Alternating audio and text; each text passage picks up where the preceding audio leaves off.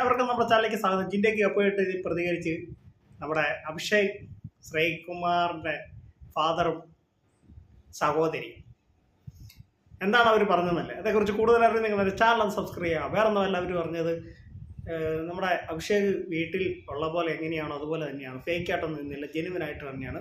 വീട്ടിൽ എങ്ങനെ നിന്നോ അതേപടിയാണ് അദ്ദേഹം ബിഗ് ബോസ് ഹൗസിൽ നിന്നത് എന്ന് പറയും. പിന്നെ കപ്പടിക്കണമെന്നായിരുന്നു നമ്മുടെ ആഗ്രഹം, പക്ഷേ ഇപ്പോഴും നമുക്ക് കുഴപ്പമൊന്നുമില്ല. ഇപ്പം കപ്പ് അടിച്ച മാതിരിയാണ്, ടോപ്പ് 5 വന്നല്ലോ എന്നും അവർ രണ്ടുപേരും കൂടെ പറയുന്നുണ്ട്. പിന്നെ ജിൻഡോ കപ്പടിച്ചത്, ജിൻഡയ്ക്ക് കൂടുതൽ അവരെ കഴിഞ്ഞ് സപ്പോർട്ടുള്ളൂ, അതിനെന്താ കുഴപ്പം?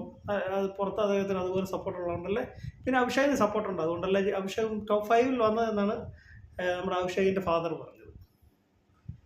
പിന്നെ പറയുന്നുണ്ട്, വീട്ടിൽ എങ്ങനെ നിൽക്കുന്നോ അതേപടിയാണ് അഭിഷേക് അവിടെ നിന്നത്.